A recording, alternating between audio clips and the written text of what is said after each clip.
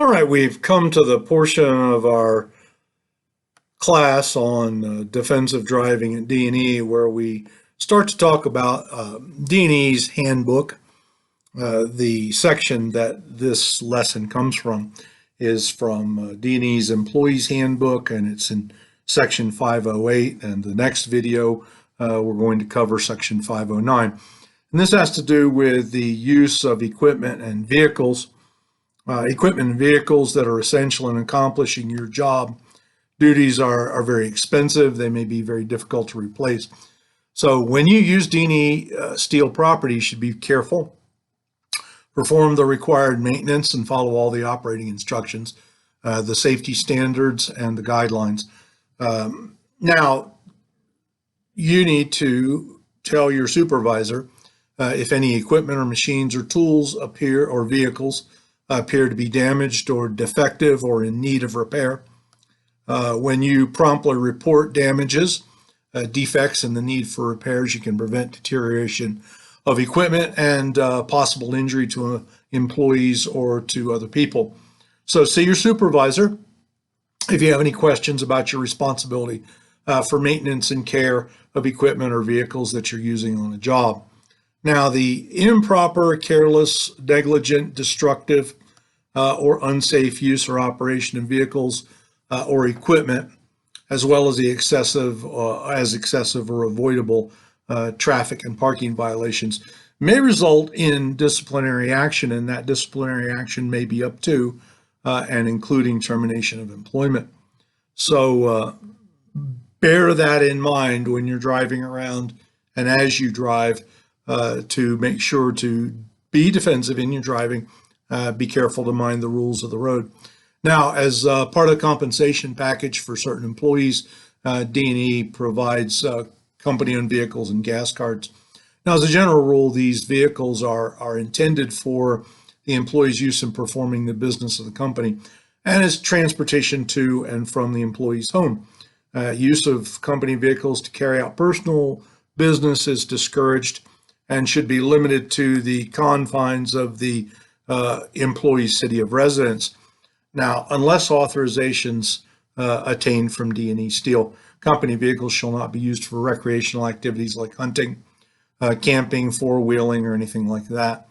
Use of company vehicles for activities such as vacations or non-work related long-distance trips is also forbidden, unless D&E Steel grants prior authorization. Now, any person that's involved in an accident while using a company vehicle for personal use and without authorization will be subject to termination, regardless of who's at fault in that accident. At no time shall any employee use a company-owned vehicle for personal gain. Now, when we talk about personal gain, this is what we're talking about. And this can be included, but not limited to, moving of cargo, towing for a fee, anything like that. Company-issued gas cards are intended solely for the purpose of carrying out company business. They shall be used only for the purchase of fuel and maintenance items for company-owned equipment and vehicles.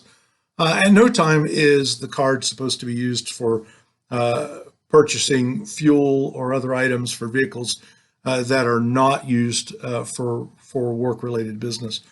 Use of company-issued cards to purchase merchandise such as food or beverages or tobacco or things of that nature is forbidden. Upon the first offense, costs incurred by D&E as a result of excessive usage will be deducted from the user's pay. Further offenses will result in those costs being deducted in addition to a $20 administrative fee.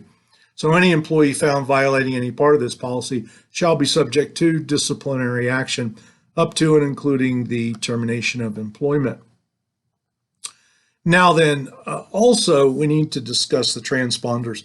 D&E Steel provides tollway transponders for company vehicles.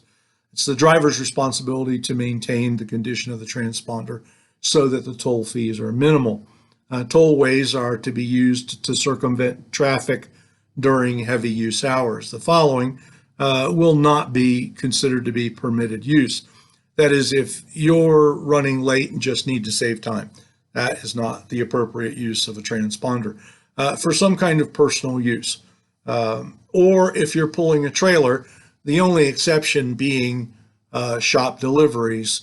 We're coming up from the south, particularly. We may need to use the 470 or something to make sure that deliveries happen in an orderly fashion.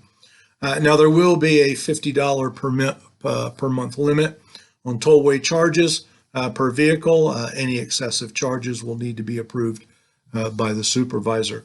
And any excessive charges not approved by D&E may be deducted from an employee's earnings. So that covers Section 508 of the Employee Handbook.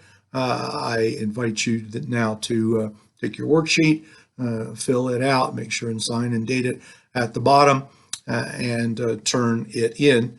If you need to go over the video again to get all the answers, do that. But make sure that the worksheet does get filled out.